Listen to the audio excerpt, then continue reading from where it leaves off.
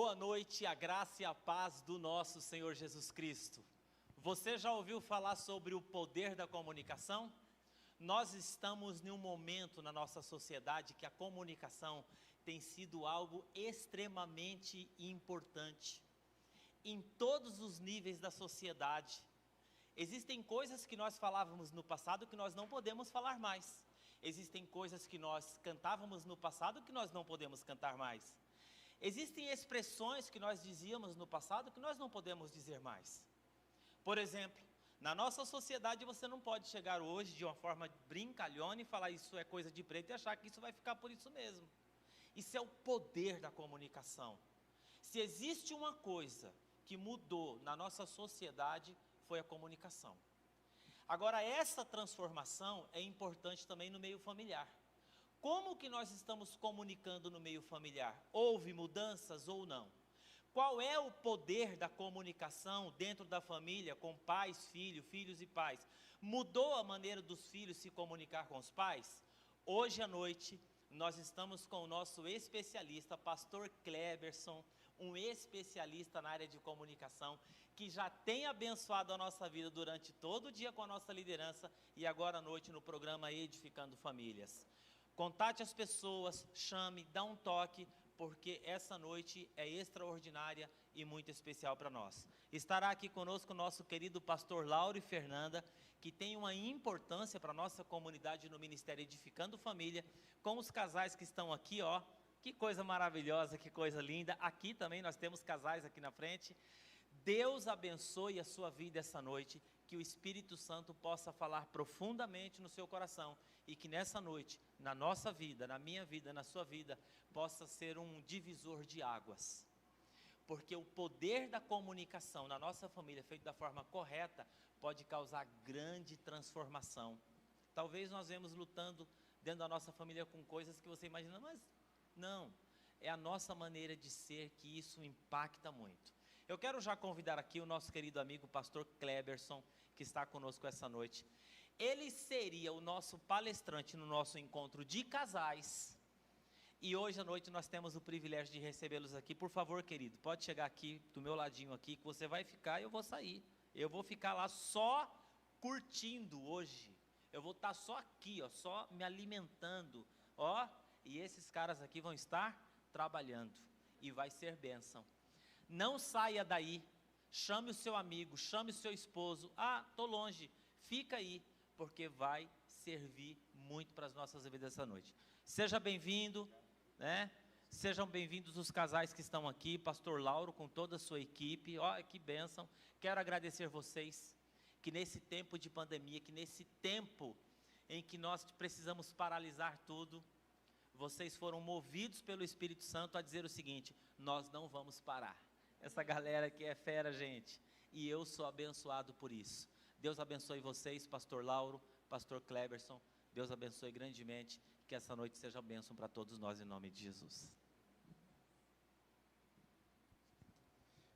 Muito bem, eu quero dar uma boa noite a todos, você que está nos acompanhando. É um prazer estarmos juntos aqui nessa noite, para falarmos a respeito da comunicação na família. A comunicação é a área mais importante da família. Tanto é que, quando nós temos problema na comunicação, isso interfere em todas as dimensões. E hoje a gente vai responder perguntas dos irmãos que estão aqui. E também, se você tiver alguma pergunta, algum questionamento, estamos aí para conversar um pouco mais sobre essa complexidade da comunicação, tentando descomplicar um pouquinho essa ideia da linguagem, de como falar com o cônjuge, de como falar com os filhos. Nós vamos trabalhar esse tema hoje à noite.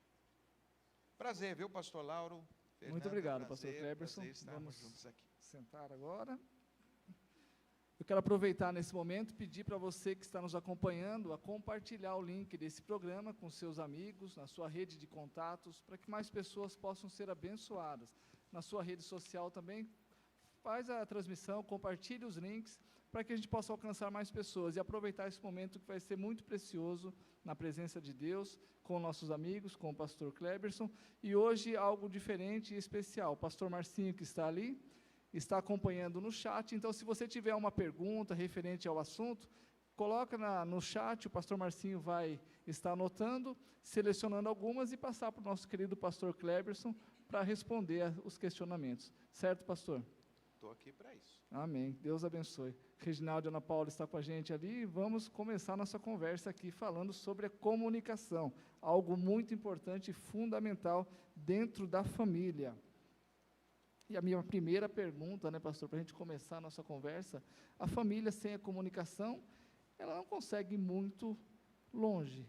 Vão ter muitas dificuldades, muitos empecilhos, muitas barreiras, talvez. Qual a importância da comunicação dentro do ambiente familiar, dentro da família, pastor? Muito bem. A gente precisa, antes de começar a falar sobre a importância da comunicação, a gente precisa entender que a gente está o tempo todo comunicando.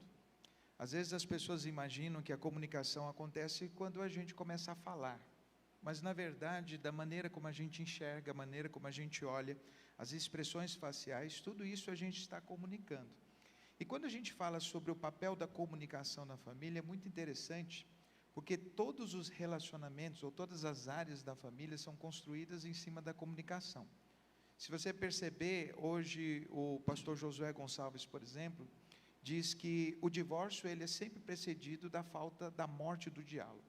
Você vai ver escritores como o Kleber Lima, aliás, no livro Felicidade a Dois, ele diz da seguinte forma: é interessante o peso que a comunicação tem no relacionamento. Quando tudo vai bem, ele estrutura todas as áreas. Quando a comunicação vai mal, não fica pedra sobre pedra. E hoje a gente tem uma complexidade, porque a gente aprende muitas coisas, mas a gente tem dificuldade de se comunicar. Pais têm dificuldade de se comunicar com seus filhos. Esposo tem dificuldade de comunicar-se com a esposa. Por quê? Porque nós temos a tendência de nos comunicarmos a partir do nosso padrão de comunicação. O filho tem um padrão, o esposo tem um padrão, a esposa tem um padrão, e a gente tem que entender esses padrões. Então, quando a gente fala dessa questão da importância da comunicação, a gente está falando de uma área vital do casamento, e que muitas vezes as pessoas não param para estudar, não param para se aperfeiçoar nessa área. O Mário Quintana tem uma frase que é muito interessante, ele diz o seguinte: é impressionante como esse negócio das palavras faz diferença. A gente passa o tempo todo tentando fazer as palavras dizer o que a gente quer dizer, e a gente tem muita dificuldade. Então é isso, muitas vezes a gente tem uma intenção e fala uma outra coisa. Então, quando a gente fala da importância da comunicação, a gente entender que comunicação vai além das palavras, a gente está comunicando o tempo todo, e essa é a área mais importante do casamento. Sem comunicação, a área sexual padece, a área financeira, a área espiritual, todas as áreas dependem dessa área. É como se fosse um cano que passa o fluido de vida para as outras áreas. Se a gente falhar na comunicação, a gente falha em quase tudo na nossa família. O senhor comentou a respeito da comunicação falada, ela é um percentual. Quais os outros tipos de comunicação, para as pessoas entenderem melhor, além do falar? Tá. Quando a gente fala na questão da comunicação, a gente costuma dizer o seguinte: estudos mostram que 7% do que a gente comunica tem a ver com as palavras, 7%. A maior parte, 93%, tem a ver com o tom de voz e com a linguagem corporal. Por quê? Porque o que as pessoas decodificam do que a gente fala depende de como a gente fala, com que expressões a gente fala. E o corpo todo está comunicando. Então, o Craig Hill, por exemplo, no livro que fala a respeito do tema Duas Pulgas e Nenhum Cachorro, ele diz algo interessante. Ele diz que quando a gente se comunica, dois fatores estão sempre presentes. Um fator é o tópico e o outro fator é o relacional. O tópico é aquilo que a gente fala. O relacional é como o outro se sente quando a gente fala o que fala. Então, muitas vezes a gente está comentando um assunto financeiro e a outra pessoa está se sentindo desvalorizada. Não pelo que a gente está falando, mas pelo tom de voz, pelo jeito que a gente está falando. É muito comum eu, como terapeuta, receber as pessoas no consultório e as pessoas dizem assim: pastor, mas eu só disse isso. Não sei por que ela ficou dessa maneira. Eu não sei por que meu filho levou a mal o que eu falei, eu só disse isso. Então, a tendência das pessoas é focar no que as pessoas dizem, não na maneira como diz, o olhar, o jeito com que as pessoas falam. Então, é muito interessante a gente pensar na comunicação sempre pensar que a gente está comunicando o tempo todo. Com as nossas palavras, é a porcentagem mínima, é com o olhar. Quantas vezes a gente fala um com o outro sem dizer nenhuma palavra, só com os olhos, só com o semblante? Um aceno de cabeça faz muita diferença no outro, um aceno de negação faz muita diferença. Então, quando a gente fala dessa questão de se comunicar, muito do resultado que as pessoas têm em relação às suas famílias, depende de um padrão de comunicacional fraco, não trabalhado. E por que as pessoas não percebem essas coisas?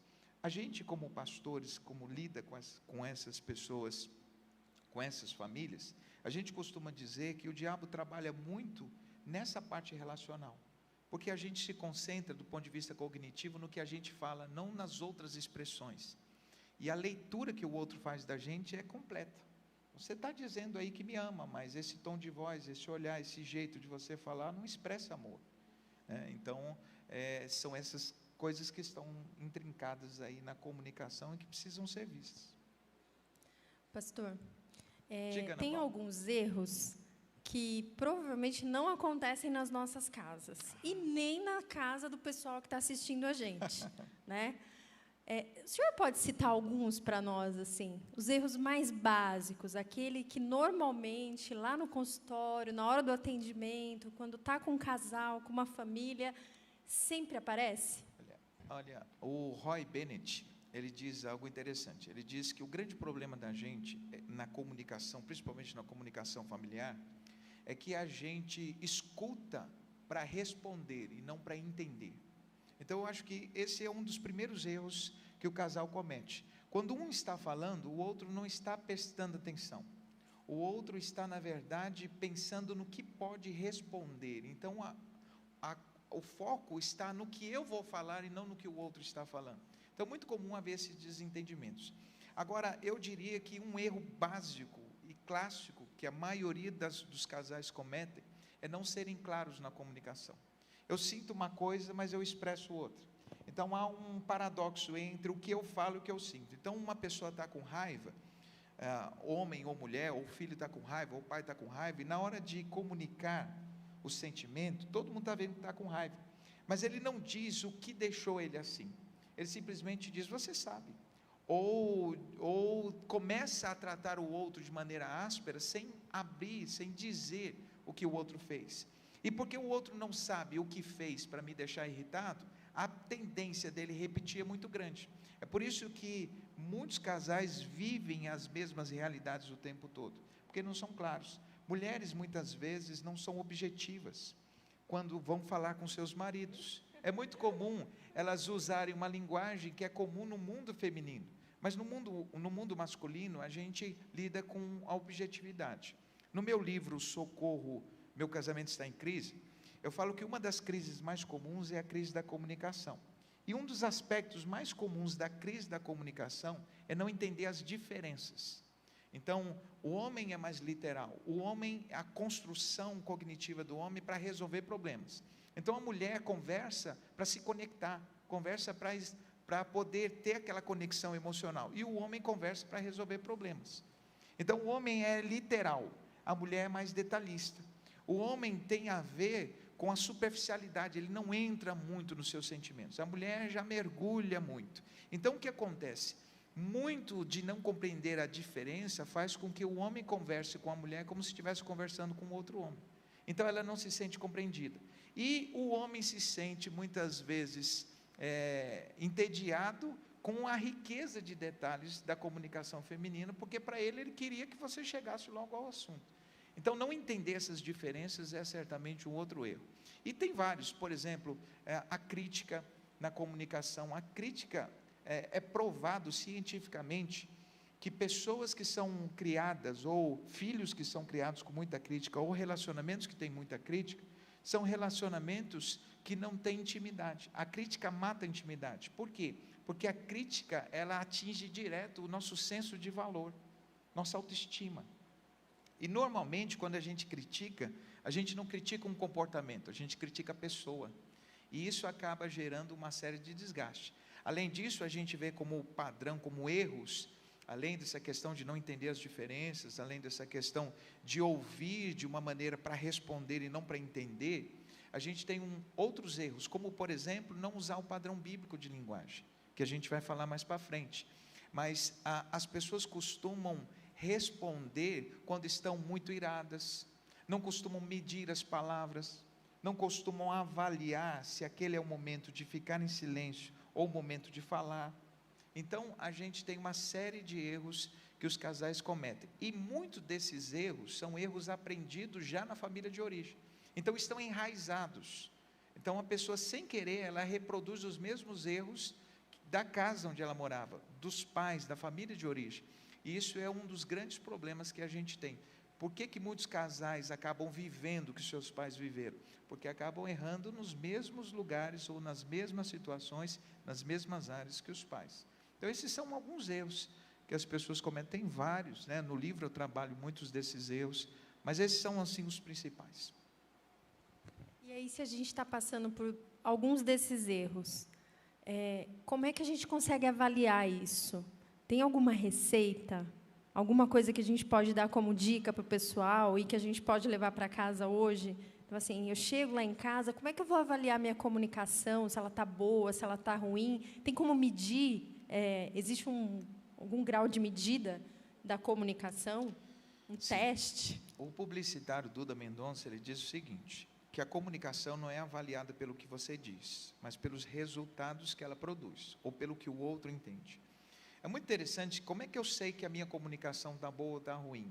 Depende dos resultados que eu estou tendo. O resultado de uma boa comunicação é conexão, intimidade, profundidade no relacionamento e resolução de problemas. Se eu não tenho nada disso, muito provavelmente a minha comunicação é ruim, ou ela não é adequada. Então, como é que eu meço a minha comunicação? Pelos resultados. Se eu não estou conseguindo conectar com meu filho, se eu não estou conseguindo me conectar com a minha esposa, se eu não estou conseguindo entender e ser entendido, o problema não está no que eu estou sentindo, mas na maneira como eu comunico. Porque o que eu sinto, só eu e Deus sabe. As pessoas, elas entendem o que eu passo para elas pela linguagem. A linguagem é a maneira como a gente traduz o que a gente sente para o outro. Ou seja, o nosso mundo interior é revelado pela linguagem, por isso que a linguagem é tão importante. Então, como é que eu sei, eu consigo avaliar se eu estou tendo uma boa comunicação ou não? Quando vocês conversam, quando o casal conversa, termina em entendimento, compreensão ou discussão? Se termina em discussão, muito provavelmente não é o que você fala, mas às vezes é como você fala, porque todos temos que tratar assuntos, mas a maneira como a gente fala, muitas vezes cria essa resistência. Quer ver um exemplo? Como é que a esposa, muitas vezes, ela diz, o marido é muito ignorante, ele não aceita que eu fale nada, porque muito provavelmente a gente tem um sistema emocional, que é um sistema que ele é acionado toda vez que a gente se sente criticado. Toda vez que alguém nos ataca, a gente aciona um sistema emocional. O que esse sistema emocional faz? Ele bloqueia o neocórtex e ele aciona a amígdala. A amígdala é a parte do nosso cérebro responsável pela agressividade, pela reação instintiva. E o neocórtex é onde a gente processa, é o centro processacional do nosso cérebro. Então, quando a gente se sente atacado, a gente inibe essa área do cérebro e começa a reagir pelo instinto. É por isso que começa a se alterar o tom de voz, é por isso que a pessoa parece que não está entendendo mais nada. Além disso, ao acionar o bloqueio, esse escudo emocional, é provado pelas ciências que trabalham com os relacionamentos, que daquele momento em diante a gente não escuta mais absolutamente nada. É como se o sistema auditivo, ele continuasse, o ouvido continua ouvindo o som, mas o cérebro não processa o que acontece. É por isso que a mulher diz, eu já falei 1000 vezes e ele nunca ouviu. Ou o homem diz, eu já falei centenas de vezes para o meu filho, mas ele não escuta. Porque às vezes você fala de uma maneira que o critica, que ele se sente desvalorizado. Então, como é que eu avalio se eu estou acertando ou errando? O seu casamento, ele tem uma intimidade, porque a consequência da boa comunicação é intimidade, é profundidade, é sintonia. E a consequência de uma má comunicação são os conflitos. são os ruídos, são as constantes discussões. Então, se eu estou colhendo no meu relacionamento, constantemente a gente está brigando, a gente não está se entendendo, provavelmente tem a ver com a comunicação, tem a ver com a maneira como eu estou expressando. É óbvio que a comunicação muitas vezes é decorrente dos sentimentos. Então, a comunicação é sempre um vetor do sentimento. Então, muitas vezes não é só comunicação, eu estou guardando ressentimento, estou guardando mágoa, e isso se manifesta na maneira como eu falo, na maneira como eu trato, na maneira até que eu vejo as coisas. Só para dar uma ideia um pouco mais profunda aqui, eu vou usar uma imagem para ficar claro com isso. Pense, por exemplo, que a gente funciona como se fosse um cano, e a comunicação como se fosse água que passa por esse cano. Então, a água que sai da gente vai passar por esse cano, que é o nosso emocional, e ela vai sair do outro lado para poder fornecer aos outros. Se esse cano, que são as nossas emoções, estiverem contaminados, isso contamina a linguagem, a mensagem. É como se essa água que saísse de nós fosse uma água contaminada. E a água contaminada produz doença. No caso de uma água contaminada, de uma linguagem contaminada por sentimentos não trabalhados, produz doença relacional, que são o quê? Os desentendimentos, a gritaria, a ausência. Muitas vezes, quando um se cala porque se sentiu ofendido, se cala porque se sentiu atacado, se cala porque está descontrolado emocionalmente. Então, quando a gente não vê fluidez, e quando a gente percebe que o casamento está descendo, ou a conexão com o filho não está acontecendo, eu sei que eu tenho um problema de linguagem. Agora eu tenho que avaliar, qual é a origem desse problema? Se são os meus sentimentos, se é o jeito que eu falo, se é a maneira como o outro está interpretando, porque se o outro também tem sentimentos negativos, o filtro dele também é negativo, então o que eu falo vai ser distorcido pelos sentimentos dele, porque às vezes você está usando um padrão bacana de linguagem, mas o outro está chateado com você, então tudo que você fala, ele acaba distorcendo também, que é um capítulo do livro que eu trabalho sobre um assunto que poucas pessoas falam, que é sobre os ruídos significativos. Tudo que a gente escuta passa pelo filtro das nossas emoções. Por isso é tão importante a gente guardar o coração, como a Bíblia diz, para que a gente não só não contamine o mundo, mas também para que a gente possa filtrar o que vem do mundo para a gente, para não ficar doente, tanto emocionalmente como também nos relacionamentos. Então, basicamente, a má comunicação ela vai gerar muitos malefícios dentro do relacionamento.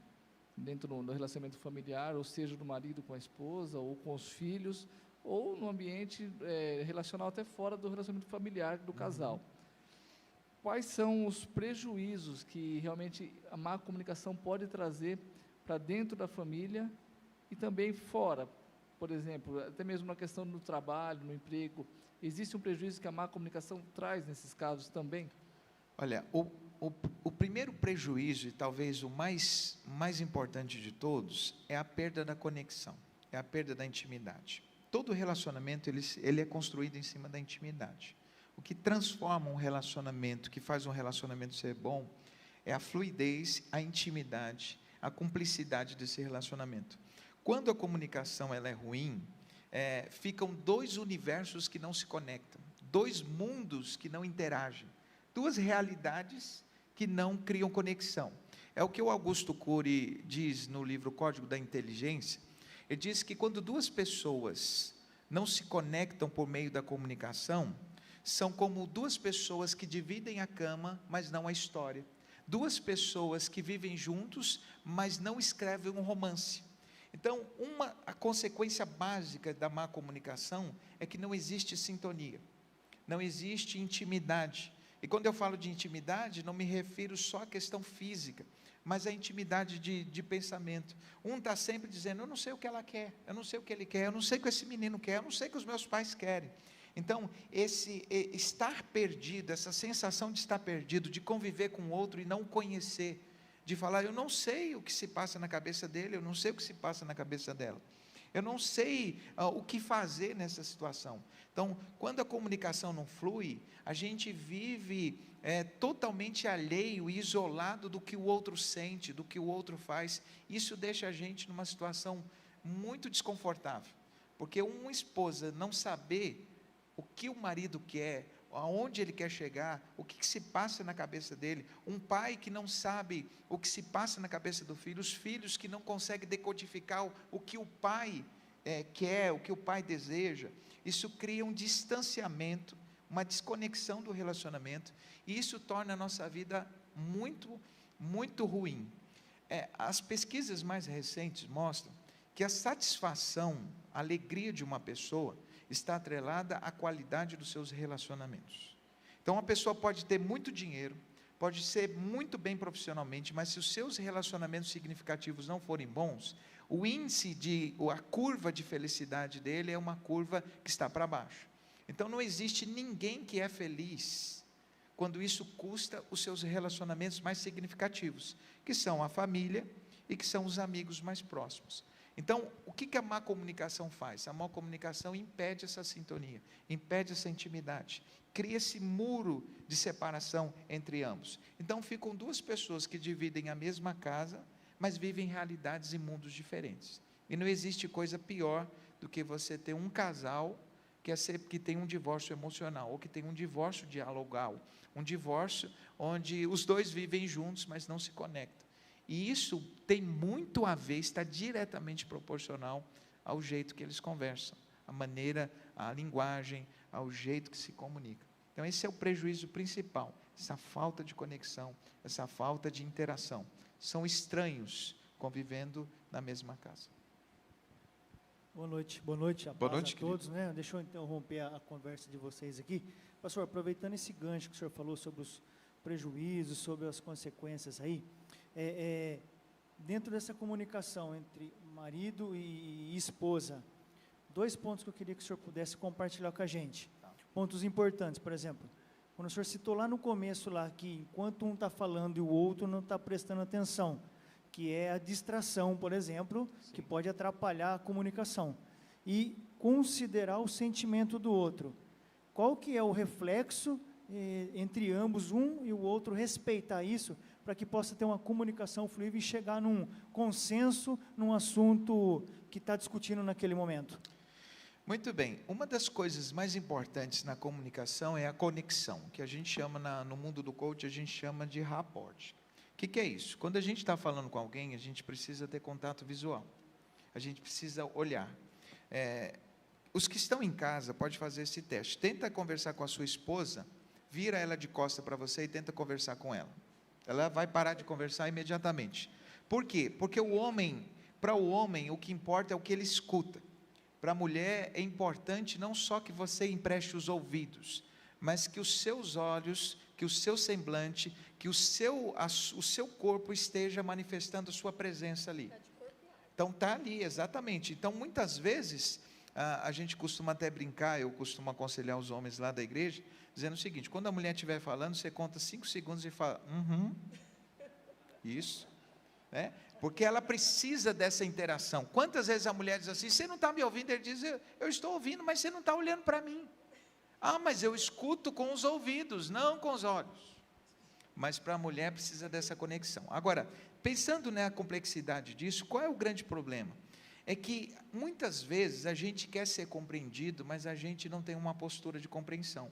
É muito comum as pessoas dizerem assim, ele não me ouve, e eu pergunto, e você o ouve? Ela não presta atenção em mim, e você presta atenção? A vida conjugal, assim como a vida em todas as dimensões, ela é uma colheita de semeaduras que plantamos.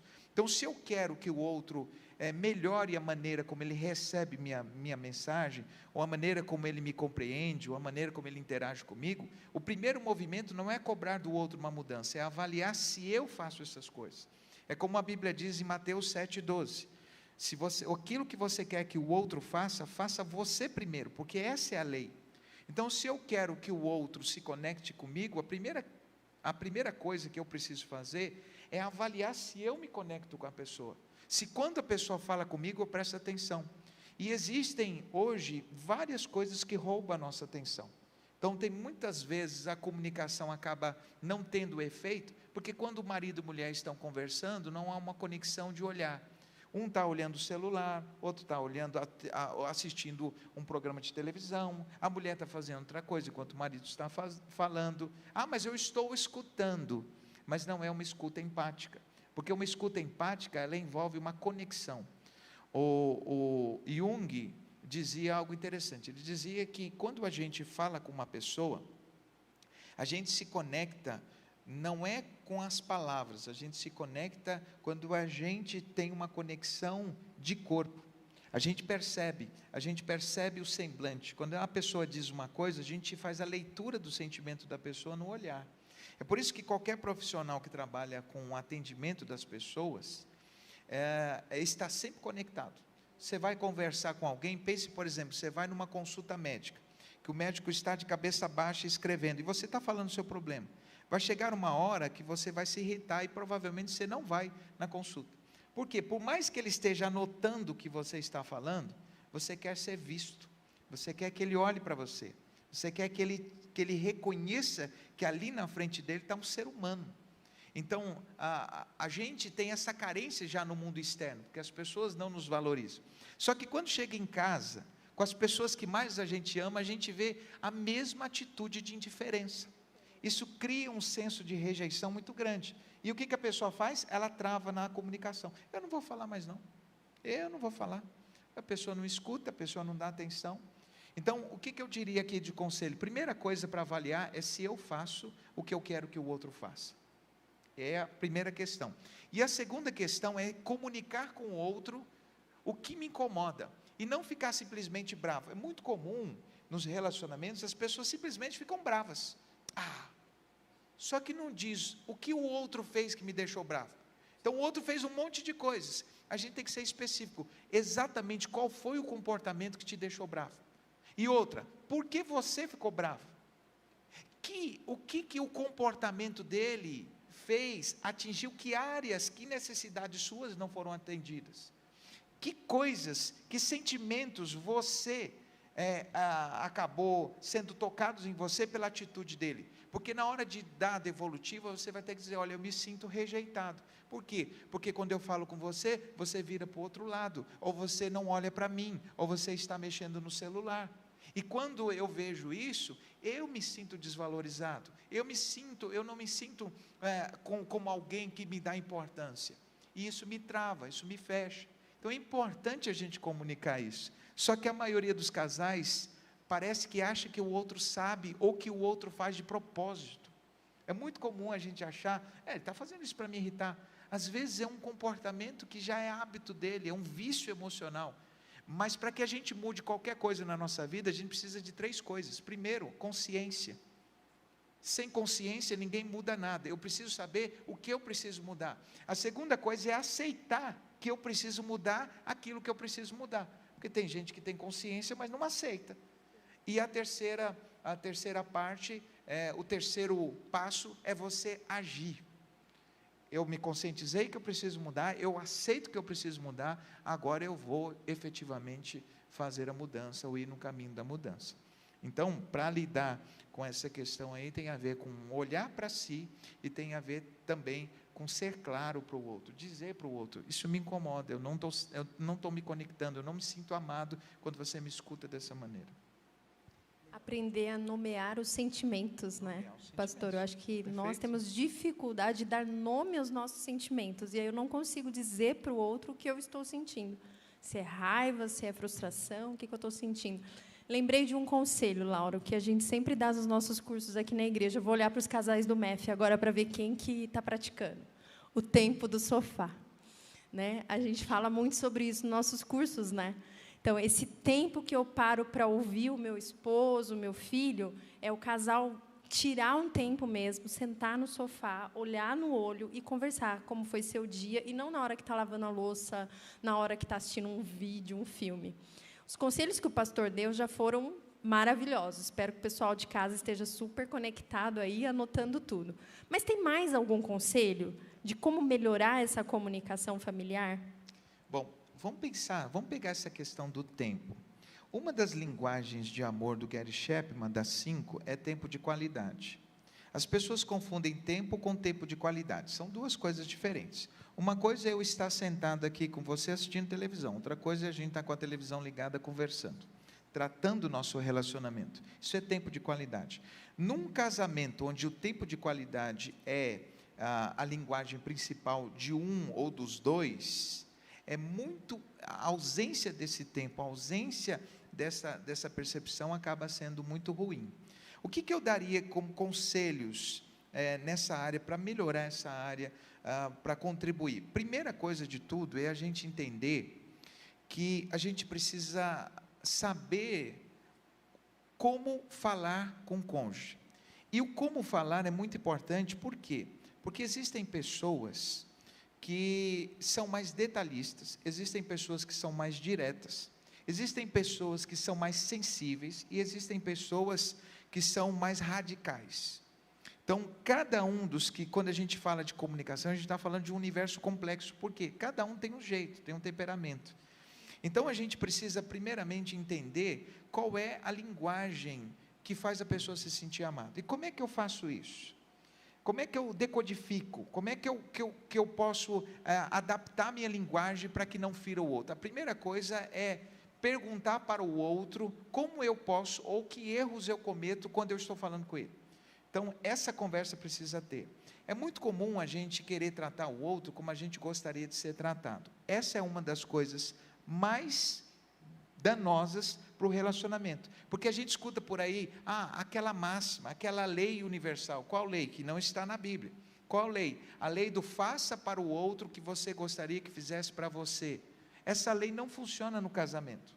E eu posso dizer, porque eu sou especialista na área de relacionamentos, eu posso dizer que não funciona pelo seguinte: você não pode tratar o outro como você gostaria de ser tratado, porque o outro não é você. O outro tem uma linguagem de amor diferente. O outro vê o mundo diferente. Se eu convido a Ana Paula e o Reginaldo para minha casa, e eu convido vocês para ter uma refeição comigo, e quando vocês chegarem em casa, eu faço o meu prato preferido, eu corro o risco de vocês chegarem lá e dizer assim, puxa, e eu com toda alegria falo assim, olha, eu fiz o que eu gostaria que fosse feito para mim. Olha aí, esse é um exemplo clássico. Vocês se sentiriam amados? Eu dizer para vocês que eu fiz uma refeição que eu gosto? Não, porque o foco não são vocês, o foco sou eu. Então é muito comum para as pessoas, elas quererem falar do jeito que elas acham que deve falar para elas. Então eu gosto que comigo seja direto, tá? Você tem essa linguagem, você gosta que seja direto, mas a outra pessoa gosta que você seja mais meigo, que você expresse mais sentimentos. Então a gente tem que adaptar a linguagem e a comunicação do jeito que o outro se sente amado. Interessante que o Paulo Vieira, no livro O Poder da Ação, quando ele fala sobre a comunicação, ele diz que a gente se sente amado quando 4 coisas acontecem. 4 coisas na comunicação tem que acontecer para a gente se sentir amado. Primeiro, o senso de pertencimento. A gente precisa se sentir parte, integrado, para a gente se sentir amado. Segundo, o senso de valorização. As nossas palavras, as nossas atitudes têm que valorizar o outro, tem que dar importância ao outro. O terceiro é dar significado ao papel que o outro tem na nossa vida. Então faz sentido, você é importante na minha vida, o que você faz tem muito significado, e validar isso que o outro faz. E por fim, para que haja essa conexão, para que o outro se sinta amado, você tem que distinguir essa pessoa. Ou seja, quando eu estou em qualquer lugar e a minha esposa chega, eu não posso tratá-la como eu trato as outras mulheres, porque ela jamais vai se sentir amada sendo tratada como as outras. Por quê? O relacionamento que eu tenho dela é um relacionamento distinto. Quando meu filho chega, ele precisa se sentir meu filho e não uma criança da igreja. Então, essa distinção faz com que a pessoa se sinta amada. Então, eu costumo dizer que, como um conselho aqui, principal, trate o outro, procure entender como eu posso falar de uma maneira que o outro se sinta amado. Que palavras eu posso usar? Que erros ou que vícios que eu tenho e que incomodam o outro? Um outro conselho é entender o padrão bíblico de linguagem. E uma das coisas da palavra de Deus mais importantes que Paulo vai trabalhar, que é o segredo do relacionamento, é o binômio amor e respeito. Se na minha comunicação não houver amor e respeito, eu não construo absolutamente nada em termos relacionais. Então, quando a mulher fala com o homem, a exigência para que o homem se sinta amada é que a mulher use a linguagem do respeito. E para que a mulher se sinta amada, o homem precisa usar a linguagem do amor. O Emerson Eggerichs, no livro Amor é o que ela deseja e respeito é o que ele... Aliás, amor é o que ela precisa e respeito é o que ele deseja. Ele diz o seguinte, que os relacionamentos, eles são compostos de 2 ciclos. O ciclo energético e o ciclo disfuncional. Ele diz que o ciclo energético funciona assim. A mulher, comunica-se com respeito e o homem comunica-se com amor. E ele diz, quando não existe, ou quando um desses dois viés é quebrado, a gente cria um outro ciclo, que é o ciclo disfuncional, onde eu não sou respeitado e não consigo amar. E porque o outro, ela não consegue se sentir amada, ela não consegue me respeitar. Então, se eu não dou amor, eu não tenho respeito. E amor é o que precisa no mundo feminino, se sentir amada. E no mundo masculino, se sentir respeitado. Aí a pessoa diz assim, mas o homem gosta de ser amado. Mas a linguagem que faz o homem se sentir ser amado é o respeito, é a honra. Então, quando a gente não observa esses 2 princípios, o do amor e do respeito, a gente acaba falhando. Um outro princípio que a Bíblia deixa claro, é que a Bíblia, Salomão vai dizer, Provérbios 25:11, como maçãs de ouro em salva de prata, assim é a palavra dita no seu tempo. Existe um momento certo de dizer. Sócrates dizia que tudo aquilo que a gente vai falar precisa passar por 3 peneiras. A peneira do amor, da verdade e a peneira da necessidade. O que eu vou falar é necessário? E se é necessário, como eu vou falar? E será que é necessário? Eu já sei como falar. A pergunta é, esse é o momento de falar? Esse é o momento da gente tratar desse assunto? Esse é o momento de eu falar sobre esse assunto com meu esposo? Então a gente tem que saber o momento, o quando é muito importante na comunicação. Não só o que, não só o como, mas o quando também é importante para a comunicação. E uma outra coisa que a Bíblia nos ensina, é que a nossa palavra precisa ser imbuída de um elemento muito importante. Tudo que você vai falar com seu esposo precisa ter amor e verdade. Qualquer uma dessas coisas, uma sem a outra, não fica completa. Se você é alguém amoroso que não tem a verdade, isso soa de maneira falsa. E se você tem a verdade sem amor, você soa de maneira dura, ditatorial. Então, muitas vezes a pessoa diz assim, mas é verdade isso. Eu vou falar umas verdades para ele, mas a Bíblia diz, falai a verdade em amor. Então, não é para eu deixar de falar a verdade, mas é para eu falar a verdade em amor. Aliás, quando eu digo essa questão de deixar de falar, existem muitas pessoas que dizem o seguinte, não vou falar mais, encerrou, a partir de hoje, não abro mais minha boca, eu não falo mais com meu filho, eu não falo mais com a minha esposa. Esse silêncio, por quê? E algumas até dizem, usam o texto bíblico, a Bíblia diz que até o tolo, Provérbios 17:29, até o tolo quando se cala será reputado por sábio. A Bíblia diz que a palavra tem que ser sim, sim, não, não. E diz também que aquele que refreia a sua língua, guarda a sua alma de muitos dissabores. Então a partir de hoje, não vou falar nada. Então a pessoa respalda isso com o texto bíblico. O que a Bíblia diz, não é para você ficar em silêncio.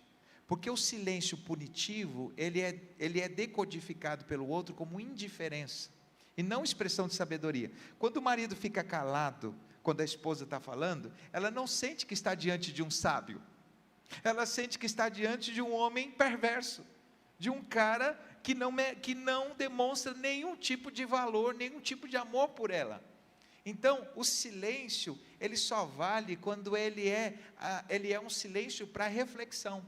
Eu paro para controlar os meus sentimentos, eu paro para refletir no que eu vou dizer. Por quê? Porque 90 segundos é o tempo em que a raiva, a química da raiva, ela é trabalhada dentro do córtex das emoções. 90 segundos. Então, quando alguém falou alguma coisa que eu me senti irado, eu tenho 90 segundos para trabalhar esse sentimento antes de eu falar. Se eu não fizer isso, eu vou fazer o que o William Shakespeare disse certa vez, que a raiva, ela é como a pedra que afia a navalha que a gente tem na boca, e a gente sai cortando, a gente sai ferindo. Então o que acontece? Quando eu me sinto com raiva, é o momento do silêncio, é o momento da reflexão, é o momento em que eu vou deixar a informação passar da amígdala, do cérebro reptiliano, do cérebro instintivo, para o neocórtex, para o cérebro que processa. Então, esse movimento, esse primeiro looping da informação que eu recebo, passa por esse sistema de proteção, depois entra no sistema de racionalização. Então, o que eu preciso fazer? Primeiro, eu preciso digerir minhas emoções, para depois eu falar. Então, eu posso dizer, olha, me dá um tempo, depois a gente conversa, deixa eu respirar um pouco, eu preciso processar isso. Então, esse silêncio é benéfico. Agora, aquele silêncio de ignorar, de ser indiferente ao outro, meu Deus, isso deixa a pessoa muito irado, deixa a pessoa muito brava. Uma última coisa que eu poderia colocar aqui como conselho, um conselho muito importante, é que quando a gente vai comunicar com o outro, a gente precisa perceber o seguinte, a gente precisa estar claro do que a gente quer, porque é muito comum a gente querer que o outro entenda algo que nem a gente sabe o que a gente quer. E essa comunicação paradoxal, ela gera o que a gente chama em terapia familiar de duplo vínculo. O que é duplo vínculo? Eu quero uma coisa, mas eu comunico outra. Isso cria uma esquizofrenia relacional. Isso cria dois casais, ou um casal, ou uma relação paterna de pessoas descontroladas. Por quê? Porque eu não sei. Se era isso que você queria, por que você falou tal coisa? Quer ver um exemplo? Você é extremamente ignorante, você é extremamente desorganizado, você não é romântico. É muito comum a gente escutar, pastor, o meu marido não é romântico. Aí eu pergunto para o esposo, o que é ser romântico para você? Aí ele diz, pastor, eu acho estranho ela dizer que eu não sou romântico. Por quê? Porque eu faço isso, isso, isso. Ou seja, para ele ser romântico tem um conjunto de ações, mas para ela ser romântico tem outras coisas. Por que ela não diz para ele exatamente o que é ser romântico? Porque a palavra, ela pode ter significados diferentes para os dois. Quando a pessoa diz assim, eu queria que você fosse mais organizado, você está querendo dizer o que especificamente? Para eu arrumar minhas meias, para eu arrumar meus livros, para eu deixar as coisas no lugar, o que você quer dizer especificamente? Então nós usamos um padrão de linguagem que para a gente é claro, mas para que o outro pode ter um conjunto de outras coisas, porque no mundo dele, ele é organizado, mas para mim ele não é. Então eu tenho que dizer, o que é para mim ser organizado? O que é para mim se sentir valorizado? O que é para mim ter um par romântico? O que é para mim uma esposa que me respeita? Porque ela pode achar que do jeito que ela age, ela está me respeitando. Então, isso é um conselho, assim, extremamente importante. Vai evitar muitos dissabores. Seja claro na comunicação, seja específico. Fale o que você quer. E outra, concentre-se no que você quer e não no que você não quer. É muito comum a gente ouvir no relacionamento, eu não quero mais discutir. Você quer o quê? Não se concentre no que você não quer.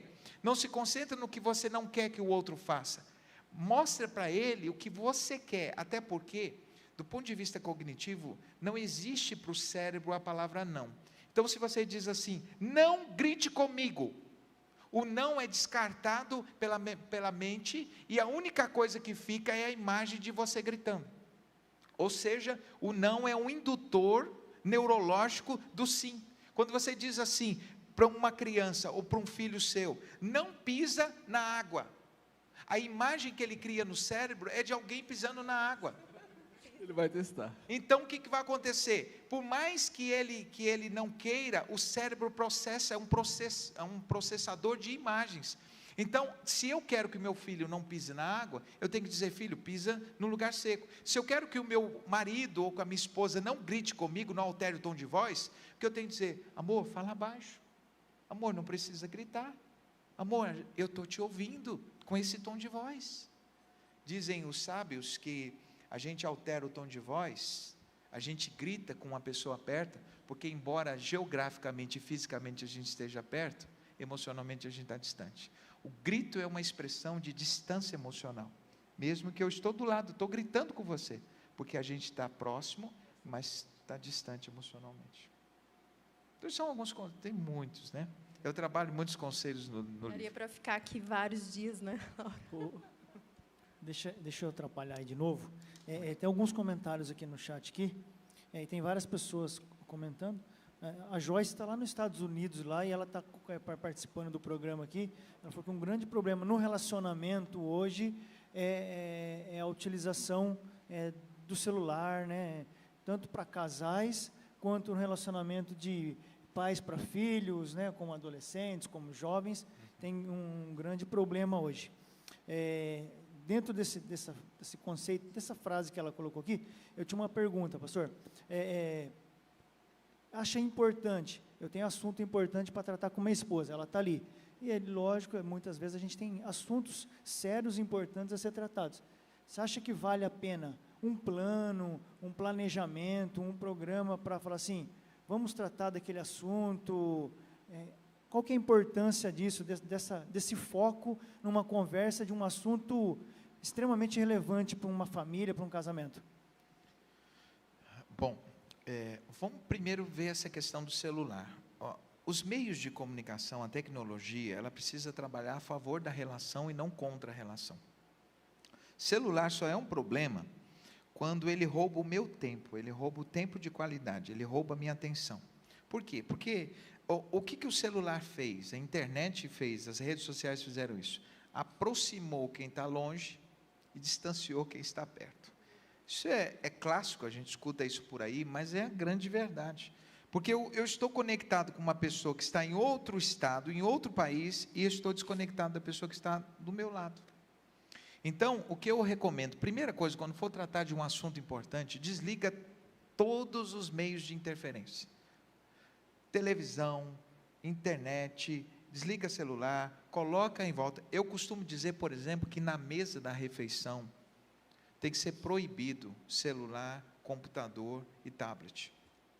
A mesa é um lugar, como diz a Dev Titus no livro A Experiência da Mesa, ela diz a mesa é um lugar sagrado, a mesa é um lugar de construção de relacionamentos.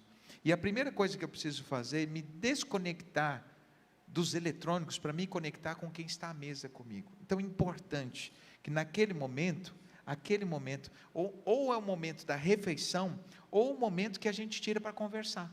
E quando fala a respeito de um assunto importante, um assunto que tem que falar, é importante ter esse planejamento, planejar antes de ter esses assuntos mais importantes. Eu diria o seguinte, é muito comum, às vezes, um cônjuge ser pego de surpresa, com um assunto que ele não estava esperando. De repente, senta aqui, vamos conversar sobre tal assunto. Poxa, mas vamos falar disso aí. E não se preparou emocionalmente. É importante que, ainda que haja essa espontaneidade dos diálogos, quando existem questões mais importantes, é bom no começo de dizer assim, amor, quando você chegar, vamos conversar sobre tal assunto. Porque ele já vai avaliando, ele já vai pensando, ele não é pego de surpresa, ele já vai pensando, inclusive, em alternativas, isso enriquece o diálogo. Agora, existem coisas que vão surgir na hora, não dá para a gente prever tudo, mas existem problemas, questões que já é uma pauta. Então fala, amor, a gente precisa hoje conversar sobre as nossas finanças. Sério, a gente está com uma desconexão aqui financeira, a gente está gastando demais, a gente precisa entrar num acordo financeiro. Anuncia, e diz para ele, vamos orar por isso, para Deus nos dar clareza, para Deus nos preparar o coração. Se você tiver alguma solução, já vai pensando em alguma coisa, meu amor, para a gente ter um brainstorming aqui, para a gente unir. Hoje a gente precisa falar sobre o nosso filho, sobre a educação do nosso filho, sobre como o nosso filho está na escola, sobre o comportamento dele, que a gente tem visto nesses últimos dias. Vamos conversar sobre isso, vamos começar orando para que Deus dirija a nossa conversa, para que Deus traga clareza e sabedoria para a gente, mas vamos conversar sobre isso, porque é um assunto que está tirando o nosso sono, que está atrapalhando o nosso relacionamento, e esse menino precisa de mais atenção. Ou vamos conversar sobre o tempo que a gente tem em família. A gente está muito voltado para o trabalho, a gente está muito estressado, a gente precisa disso. Talvez sobre a possibilidade de procurar uma terapia, sobre a possibilidade de procurar um aconselhamento. Talvez seja o momento. Então, às vezes a pessoa está ali, chega do trabalho cansado e fala assim, a gente precisa de uma terapia. Não é o momento de falar nisso, a pessoa nem processou a ideia. Então, às vezes fala assim, amor, talvez a gente não consiga lidar com os nossos problemas sozinhos. A gente precisa de alguém fora do nosso relacionamento para nos dar um suporte. Nos Estados Unidos e na Europa, a terapia, ela é um aliado do casamento. Faz parte. Procurar um terapeuta é comum para os casais. Não precisa estar em crise para procurar um terapeuta. Basta que o casal não esteja alguma questão que não está conseguindo, vamos procurar o nosso terapeuta. Aqui no Brasil a cultura é diferente. Eu só pego caso de UTI. Eu só pego relacionamentos que estão quase no fim. E as pesquisas mostram que, em média, um casal demora 5 anos passando por problemas até procurar ajuda. 5 anos. E às vezes, quando vão procurar ajuda, você não tem mais o que fazer. É tanta mágoa, é tanto ressentimento, é tantas dores, é tantas coisas que um fez com o outro, que para reconstruir esse relacionamento é muito difícil. Então, foi pensando justamente nisso que eu escrevi um dos livros, chama 13 Passos para Vacinar o Casamento das Crises Conjugais. Ou seja, eu sei que existe essa dificuldade do casal procurar ajuda, então me antecipei. Eu já dou ajuda para o casal. Eu já oriento como lidar com comunicação, sexualidade, finanças, criação de filhos, espiritualidade, lazer, essas coisas do relacionamento, justamente para quê? Para preparar o casal para não chegar nesse estado da terapia que muitas vezes é bem difícil. Tem uma outra pergunta aqui, da Geisa, ela faz assim, ó.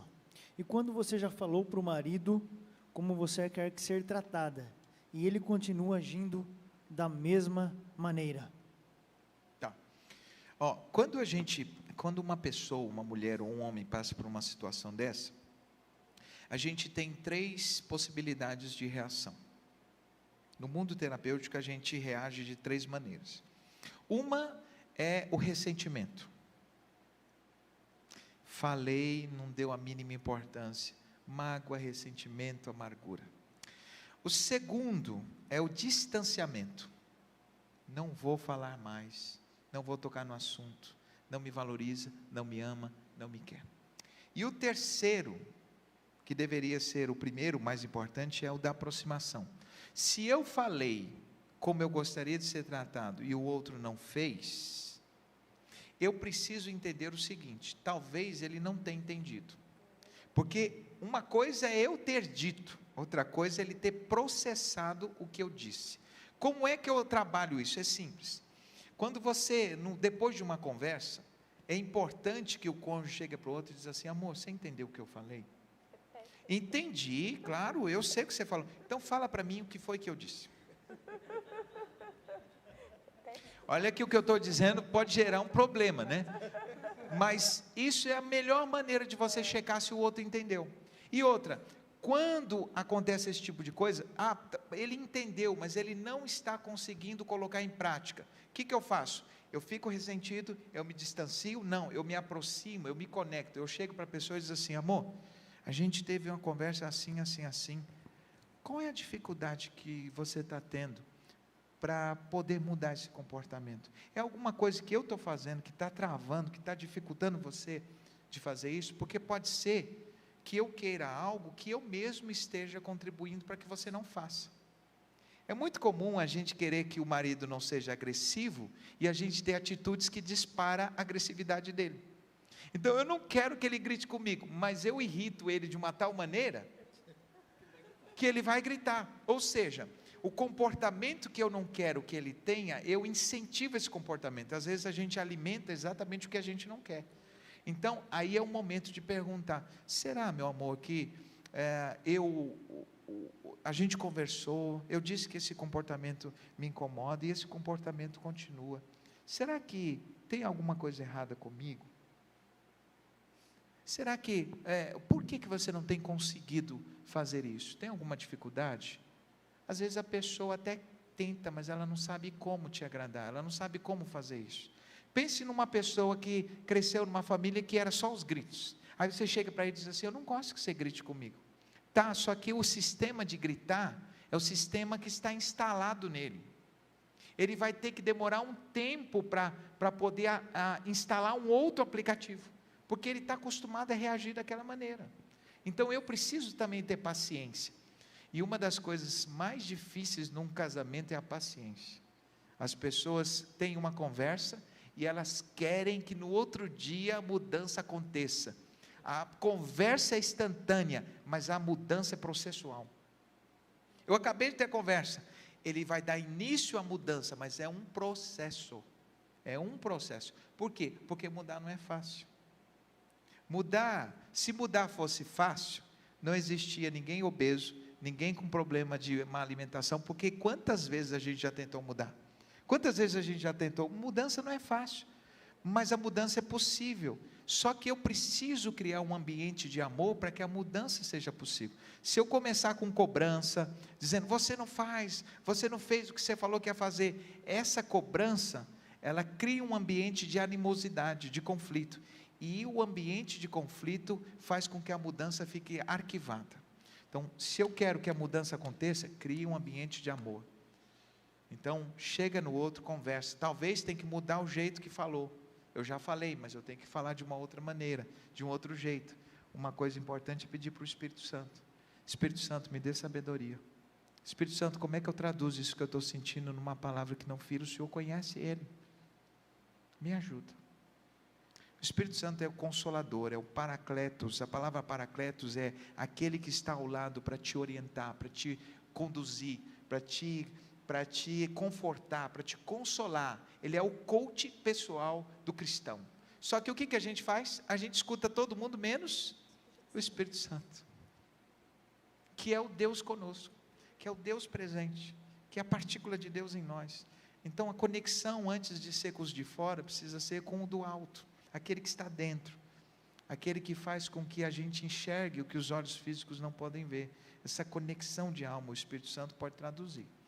Então é importante essa questão, acabar com esse negócio de celular na hora da conversa, e nessas conexões, eu já falei, fala de novo, porque a alternativa de não falar é o ressentimento e o distanciamento. Isso não vai contribuir com nada. Eu preciso ver um outro jeito de falar, eu preciso entender por que não está sendo colocado, e preciso ter a paciência de esperar o tempo. Toda mudança tem um tempo, e todas as conversas que a gente tem são sementes. A semente vai gerar um resultado, mas ela precisa ser regada, ela precisa ser trabalhada, e precisa ser dado o tempo. Pastor, quais as dicas que o senhor poderia estar deixando para nós, tanto que está aqui quanto em casa, referente à comunicação mais eficiente com os nossos filhos? Tá. Tanto os adolescentes que estão dentro de casa, os jovens, né? Não só dos pais com os filhos, mas dos filhos também com os pais, né? Que hoje é muito gíria, e até mesmo, muitas vezes, os filhos que se casam e vão embora. Quais dicas você poderia estar deixando, conselhos sobre essa comunicação, para que ela se torne mais eficiente? Muito bem. Para que a comunicação seja efetiva, a gente tem que entrar no universo da pessoa com quem a gente conversa. Qual é o problema da comunicação pais e filhos? É que os pais não entram no universo dos filhos e os filhos não entram no universo dos pais. Então, o pai conversa com o filho como se ele fosse um adulto, e o filho conversa com o pai como se fosse um parça, um amigo, um colega da faculdade ou da escola. Então, a primeira coisa é a conexão. Depende da idade do meu filho. Se ele é criança, eu tenho que ter um tipo de linguagem. Se ele é adolescente, eu tenho que ter outro. Por exemplo, quando é criança, eu preciso orientar com amor. Primeira coisa que o pai tem que fazer, se ele é pequenininho e você vai conversar com o filho, você tem que baixar para que haja o campo de visual esteja na horizontal. Então, você nunca conversa com uma criança assim. Você sempre conversa com uma criança assim. Com um adolescente, às vezes eles são maiores do que a gente já, maior que o pai, com um adolescente a conversa é diferente. Com o filho, você vai conversar no sentido de orientar. Filhão, o que o papai falou?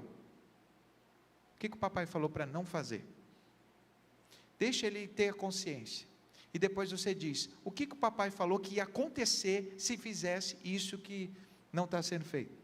Porque quando você pergunta ao filho o que o papai falou, ele vai mostrar o que ele entendeu do que você falou, e você vai perceber que muitas vezes ele não entendeu nada. E aí você está batendo no menino por uma coisa que ele não fez, mas na verdade ele não fez porque ele não entendeu, você não foi claro. Então, toda a comunicação com o filho tem que ser checada. Outra coisa, antes de fazer uma crítica, antes de fazer uma reprimenda, uma repreensão, você precisa fazer uma validação. Então, toda conversa precisa ser associada do filho, eu te amo. Você sabia que você é orgulho do papai? Você sabia que você é meu filho querido? Você sabia que o pai ama você mais do que tudo? Isso abre as portas do emocional para que o filho escute o pai.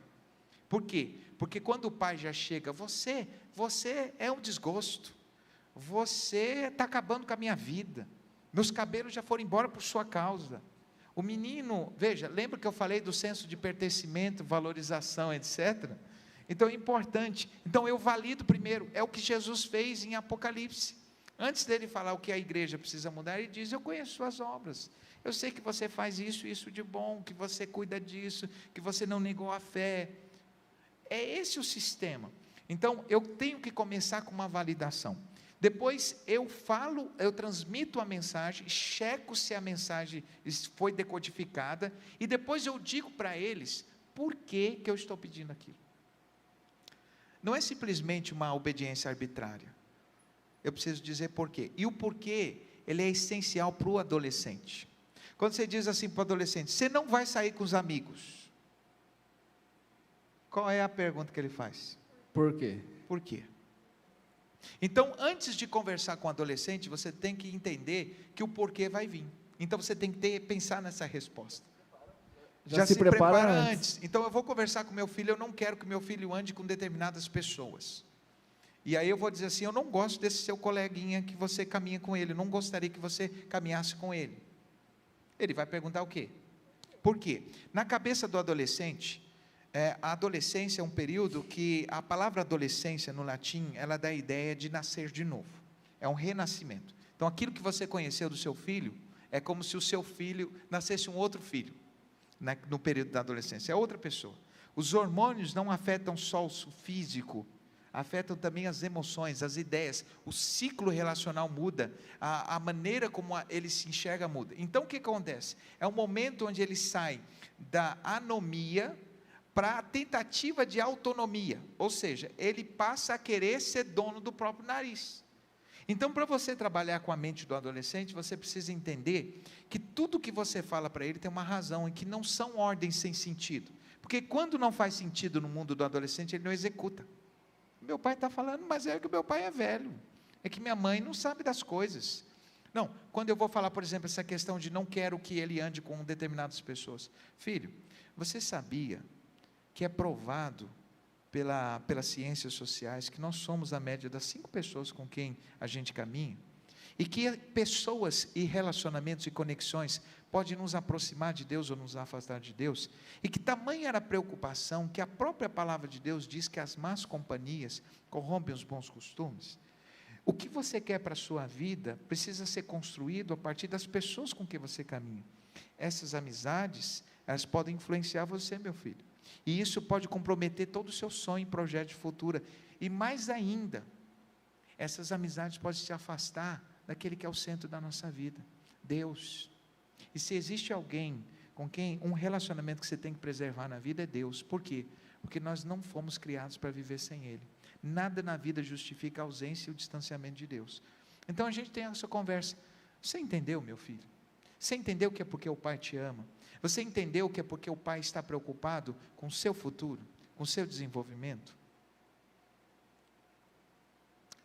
Além disso, te ver caminhando com essas pessoas me traz uma sensação de tristeza. Por quê? Porque não é isso que eu gostaria para você. E toda vez que você me desobedece nisso, o Pai fica desapontado. E mesmo te amando, eu fico triste. Então você causa essa tristeza no Pai. E eu não gostaria de ser assim. Como o filho conecta com o pai? É muito comum os filhos falarem com o pai, só que o pai, quando é essa relação oposta, precisa haver uma coisa muito importante. Na relação pais e filhos, amor em primeiro lugar. Na relação filhos e pais, respeito em primeiro lugar. A geração passada, quem trabalha isso Me Educa, é um livro do Rossando Klingey. Ele diz uma coisa interessante nesse livro. Ele diz o seguinte, que houve um tempo, os pais do passado, eles não exigiam que os filhos o amassem. Eles exigiam que os filhos os respeitassem. Então ele até conta uma história da mãe dele, ele dizia assim, aí ele falou assim, você acha que eu vou te amar desse jeito? Ela falou assim, amar, meu filho, é uma escolha.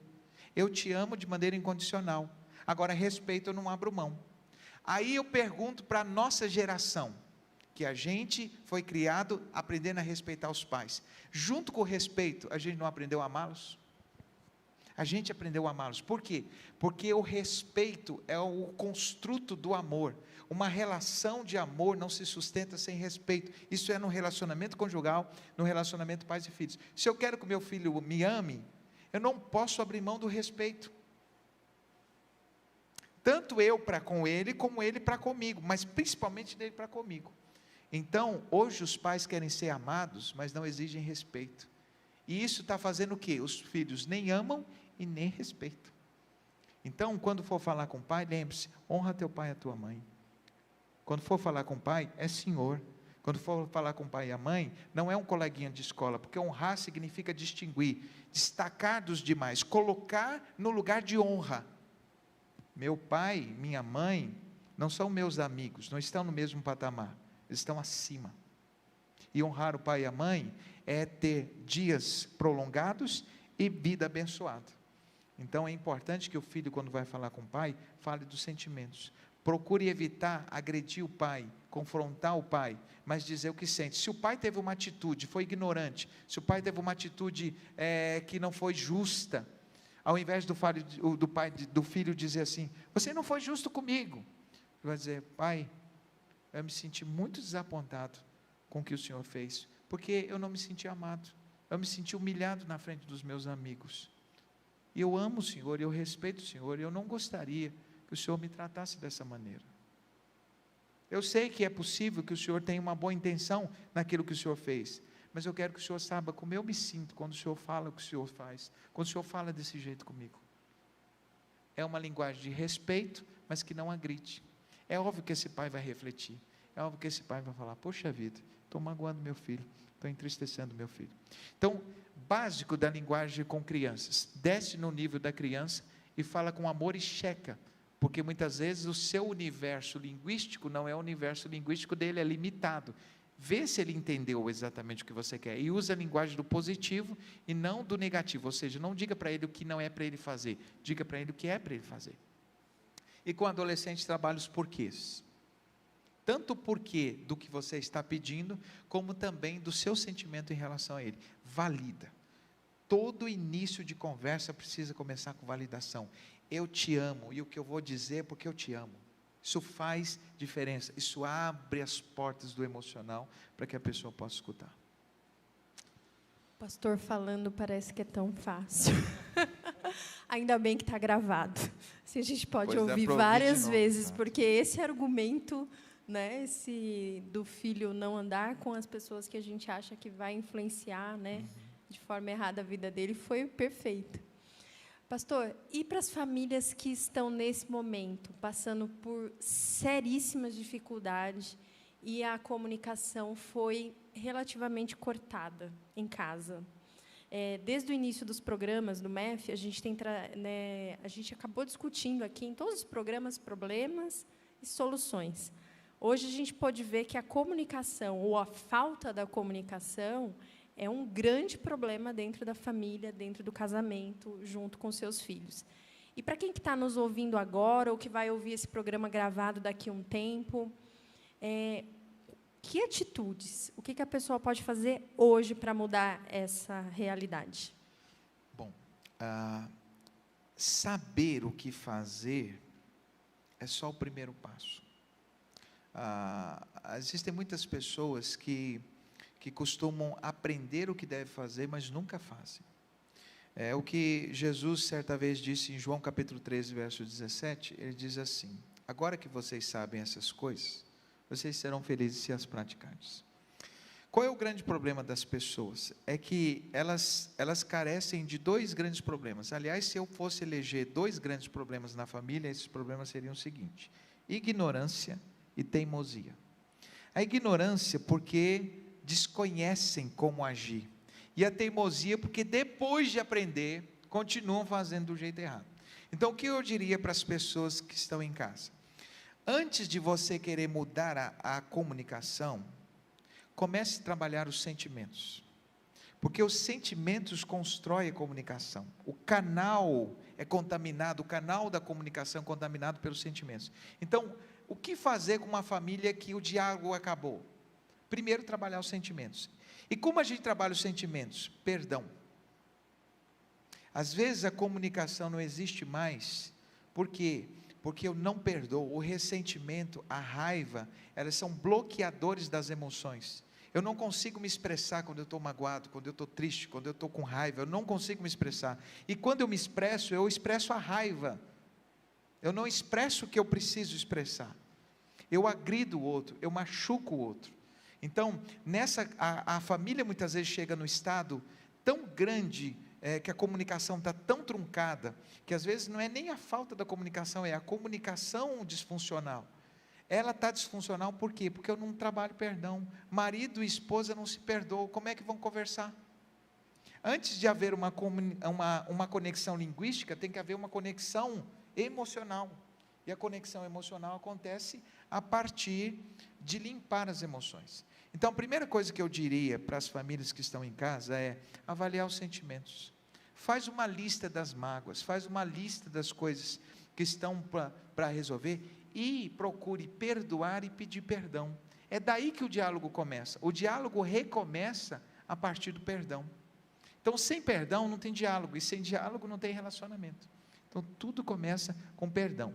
E quando a gente fala de perdão, eu indicaria para as pessoas um livro mais recente do Gary Chapman, chamado 5 Linguagens do Perdão. A gente conhece muito as 5 linguagens do amor, mas as 5 linguagens do perdão é transformador. Por quê? Porque até no jeito de pedir perdão, a gente precisa saber como pedir perdão. Olha que interessante. Ele diz que 75% das pessoas que estão casadas e das famílias, elas têm linguagens de perdão diferentes. Às vezes eu peço perdão do meu jeito. Me desculpa. Quando a outra pessoa quer ver arrependimento, quer ver confissão do erro, reparação do prejuízo que você causou, mudança de comportamento. Então eu preciso entender o seguinte: quando eu vou pedir perdão para o meu cônjuge, eu preciso perguntar para ele: amor, o que eu posso fazer? Como eu posso me expressar de uma maneira que você sinta que eu estou sendo genuíno, que eu estou sendo autêntico no meu pedido de perdão? Porque eu já te pedi perdão várias vezes, você nunca me perdoou. Talvez é porque eu não estou te pedindo perdão de uma maneira que você entenda ser genuína, você entenda ser verdadeira. O que está faltando no meu pedido de perdão? Ah, é porque você falou, pediu perdão, mas não reconheceu que estava errado. Ah, porque você pediu perdão, mas eu não vi nenhuma mudança de comportamento. É uma linguagem de perdão diferente. Então existem 5 linguagens. É o arrependimento, é a questão de assumir o erro, assumir a responsabilidade. A terceira linguagem é a questão de reparar o prejuízo. A quarta imagem é o comportamento, mudar o comportamento. E a quinta linguagem é o pedido. Então tem gente que só vai no pedido. Não reconhece que errou, não reconhece que feriu os sentimentos do outro. Então, quer mudar, quer transformar o relacionamento, não é a linguagem que tem que mudar em primeiro lugar. Em primeiro lugar, eu tenho que trabalhar sentimentos. Os sentimentos é que vão poluir ou vão restaurar a minha comunicação. A partir daí, aí é técnica, é o que nós estamos ensinando aqui. Mas nada do que a gente está falando aqui funciona para um coração ressentido.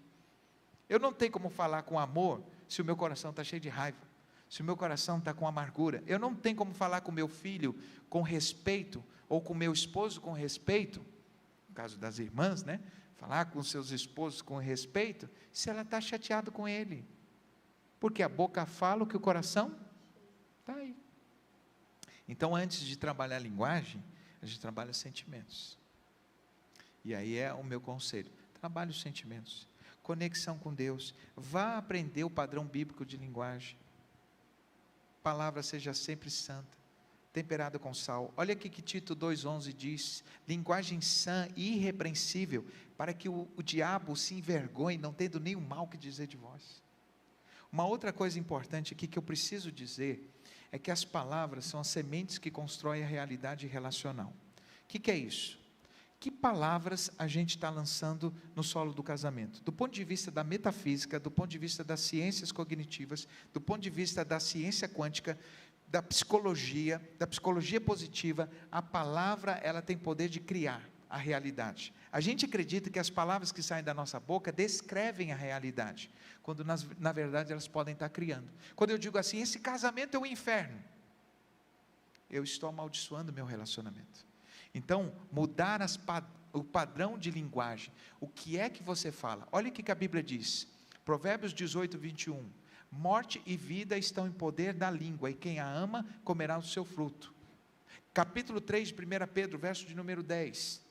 Quem quer amar a vida e ver os dias bons, refreia a sua língua do mal, e os seus lábios não falam engano. Então, eu preciso aprender o quê? Eu preciso aprender o que a Bíblia fala sobre linguagem. Eu preciso aprender que eu preciso profetizar e falar coisas boas no relacionamento. Meu filho está me dando trabalho, mas esse menino será uma bênção, a nossa relação vai ser restaurada, esse casamento aqui vai viver em plenitude. Eu profetizo que minha casa será um lugar de bênção, um lugar de paz. Mas olha o que sai da nossa boca. Isso aqui é um inferno, esse relacionamento está falido, nosso filho é uma peste, meu marido é uma cruz pesada que eu tenho que carregar, quando a Bíblia diz, desfrute a vida com a mulher que você ama.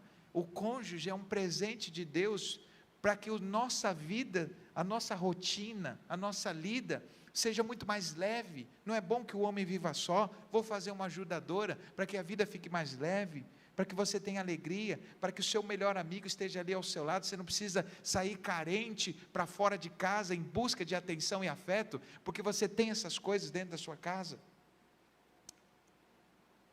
É muita coisa, mas tudo começa com essa questão de sentimentos, com essa questão do cognitivo. Não adianta a pessoa sair e anotar tudo que eu falei, se não trabalhar os sentimentos. Por quê? Olha só, 15% das nossas mudanças são cognitivas, 85% são emocionais. Se eu não trabalhar o emocional, meu relacionamento não vai para frente. Os 15% da conexão, do conhecimento, não vão transformar minha relação. Por isso que a Bíblia diz, Provérbios 4, versículo 23, de tudo que se deve guardar, guarda o coração, porque é dele que procedem as saídas da vida. Pastor, o senhor falou bastante para a gente hoje a respeito de comunicação, nós absorvemos muita coisa, com certeza nós vamos rever o programa para poder absorver mais. Para as pessoas que estão em casa e queiram se aprofundar, o senhor tem algumas dicas de leitura que pode ajudar para nós também, né? Não só para quem está em casa, para a gente que está aqui também, né? Muito bem, eu vou começar, eu separei aqui, não adianta dar muitas literaturas, porque as pessoas normalmente não têm um hábito de ler. Então, elas não querem ler muito, elas querem ler o que tem que ler. Então, eu separei aqui 3 que quem está em casa precisa ler. O primeiro é do Marshall Rosenberg, Comunicação Não Violenta. Esse é um dos livros mais extraordinários sobre comunicação, e serve para tudo. Tanto para comunicação familiar, como para comunicação ministerial, para comunicação profissional. Comunicação Não Violenta, do Marshall Rosenberg. O segundo livro que eu indicaria na área de comunicação é As 5 Linguagens do Perdão, do Gary Chapman, porque ele não só fala do perdão, ele fala de como comunicar sentimentos, de como dizer para o outro que eu estou ferido, e de como aceitar e receber perdão, e de quanto que o perdão é importante, as 5 linguagens do perdão. E o terceiro livro mais importante dessa linha, que eu diria assim, que é um livro que é um resumo de dezenas de livros, é o livro que eu escrevi. Porque no livro que eu escrevi 2 volumes. Socorro, o meu casamento está em crise, que está ali, que vem no kit, os 2 livros. Por que eu recomendo? Porque a maioria das pessoas, elas têm dificuldade de fazer uma pesquisa em vários autores. Eu fiz esse trabalho para as pessoas. Eu condensei o que é mais importante. Só para escrever o capítulo da comunicação, foram 21 livros sobre comunicação, lidos do início ao fim, para escrever 2 capítulos desse livro. Então, a bibliografia é vasta, em 5 línguas diferentes. Então, eu escrevi o livro para que as pessoas que têm dificuldade de ler, porque eles são diretos, eles são a página, a letra, tudo é feito de um ponto de vista para facilitar o processo de leitura. E mais, tem um detalhe no livro que dificilmente você vai encontrar em outro livro. É óbvio que eu estou fazendo propaganda aqui do meu livro, mas tem um detalhe aqui importante, que é o quê? No final de cada capítulo tem um momento do casal. Eu faço, pelo menos, eu tenho um teste de comunicação para saber como avalia o casal vai saber. Existe um sistema para o casal poder lidar com conflitos que eu trouxe lá dos Estados Unidos. Eu fiz a tradução de um sistema de comunicação e negociação de Harvard. Eu fiz a tradução e coloquei no livro, que é para que a pessoa saiba como lidar quando o marido e a esposa pensam de uma maneira diferente. Como lidar com uma questão quando um tem uma opinião e outro. Então, tem 4 passos lá no livro. Então, além da tabela para você entender a pontuação, você tem isso, e você tem também perguntas para o casal sentar e conversar. De 0 a 10, como anda a nossa comunicação? O que precisa ser mudado para que eu me sinta amado, para que você se sinta amado? Que erros a gente comete na comunicação? Então, é um livro teórico prático, porque a minha intenção não é só que você tenha informação, é que você pare um momento para você estudar cada capítulo com o seu esposo. E isso não só no capítulo de comunicação, no capítulo de sexualidade, mesma coisa, um teste para saber da sexualidade. Capítulo sobre criação de filhos, como anda a criação de filhos, que erros a gente tem cometido, que mudanças a gente precisa fazer. Então, os 2 livros vêm no kit, e aí os interessados, então, podem procurar aqui os pastores, a gente dá um jeito de enviar para vocês, pode ser pelo correio também, mas é muito importante. Então, esses 3 livros, eu indicaria: Comunicação Não Violenta, As 5 Linguagens do Perdão e As 5 Linguagens do Amor, que são 2 livros clássicos, a gente tem que ler, e o meu livro, que eu não só falo de comunicação, mas tudo isso que eu falei aqui, com muito mais profundidade, estão em 2 capítulos, um de um livro e outro do outro, um onde eu trabalho os problemas e o outro onde eu trabalho o caminho para a solução. Pastor, só aproveitando essa indicação do senhor, qual é o título mesmo dos 13 passos lá? 13 passos para vacinar o seu casamento? O primeiro livro é Socorro, Meu Casamento Está em Crise. É remédio para casamentos doentes. Certo. E o segundo livro são 13 passos para vacinar o casamento das crises conjugais. Estão perguntando aqui. Segunda coisa, o senhor tem alguns livros escritos, né? Como adquirir os seus livros, pastor? Tem algum site, algum lugar que a gente possa comprar isso? E outra pergunta, para quem quer te seguir nas redes sociais, o senhor pode compartilhar a sua rede social aí, que o pessoal também possa te seguir? Muito bem.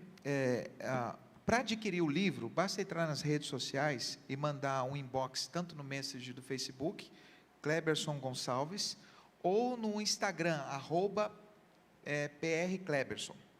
Todas as minhas redes sociais vão estar nas redes sociais do Nazareno também, como indicação, para que eles possam pegar.